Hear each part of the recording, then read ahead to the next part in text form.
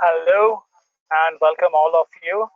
I am Jackson Abnis, your IELTS PTE coach, yet again with a video that will help you for your tips and strategies for practicing on a question item. Today in my video, I am going to discuss one very important question item of the listening module that we are going to work together. So let's start off our session. Before we proceed, let's understand this question item first. It is termed as fill in the blanks. It is not the same as it was in your reading module, wherein you were provided options or drop-down box and you needed to select any one. This time, there are no options or no drop-down box for any of the blanks provided. So, what's this question about? During this question, you will expect an audio to automatically begin in 7 seconds time. Prior to that, you have some time that you can see your transcript. The transcript will have gaps in between. The first strategy that you have to do is to understand that you need to get acquainted with the transcript.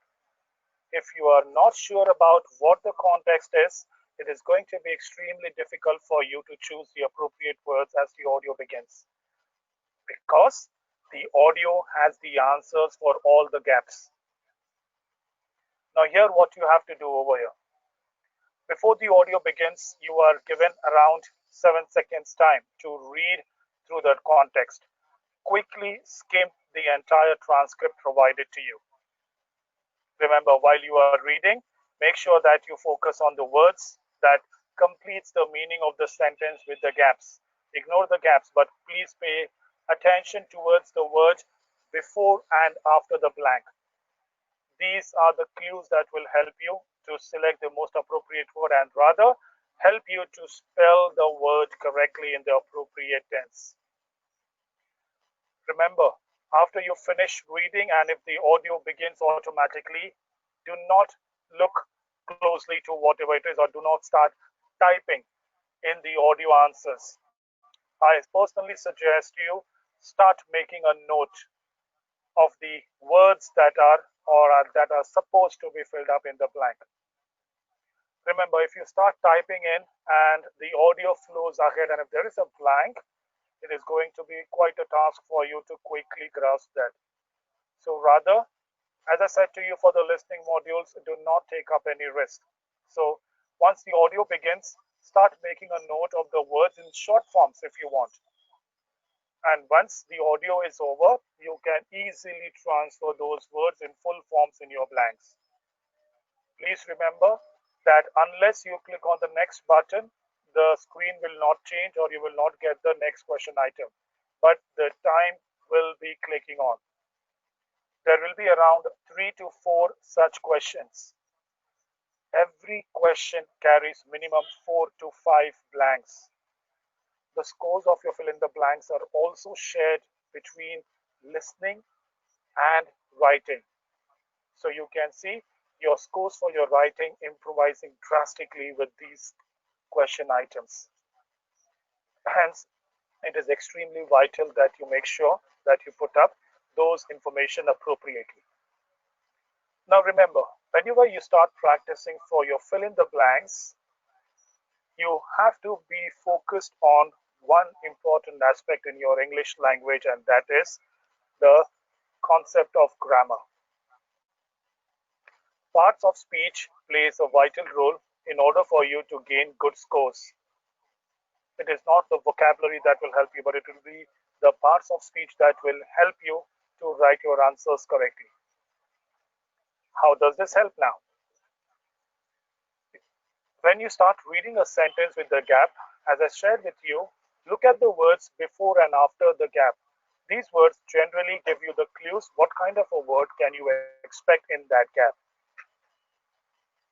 You can either get a noun, a verb, an adjective, or an adverb. These are the only 4 parts of speech that you can refer to in order for you to get the answer of this question. So please extremely be careful about reading the sentences first. A big tip for you: don't worry to write your answers in too fast, because there will always be some time while the audio reaches to the next gap. There might be around 4 to 5 words.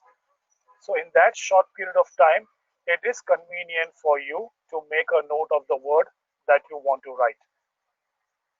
Make sure that you write the words in short forms in such a way that you are able to elaborate it later.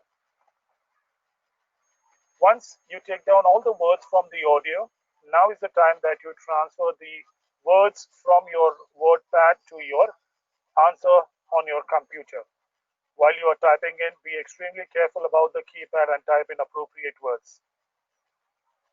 But if you think the work is done, there is still one more step. Do not click on the next button, but rather go back on the entire text and read the entire text with the words that you have filled in. Read it carefully and you will be able to understand whether it has to have a verb tense, ed, or a plural s with the other words in the sentence. So remember the strategies that I've shared with you. Listen to the audio carefully. While the audio is being played, start making notes in short forms. Once the audio is over, fill up the text with the words that you have written.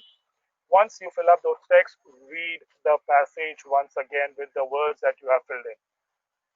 These things will help you to get your scores boosted, especially for the fill in the blanks question.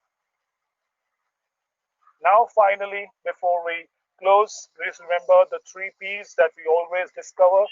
That is practice, prepare, and perform. So practice as much as you can for fill in the blanks. That will help you to prepare for the examination, and then definitely you will give your best for the exam. So I wish you all the best for your practices. Continue your practice for the fill in the blanks. I'll see you in my next video with some other question item that will help you to boost your scores. Till then, happy learning.